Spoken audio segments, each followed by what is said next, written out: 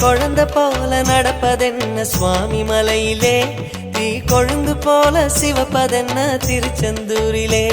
முருகா முருகா முருகா முருகா, குழந்தை போல நடப்பதென்ன சுவாமி மலையிலே, தீ கொழுந்து போல சிவப்பதென்ன திருச்செந்தூரிலே.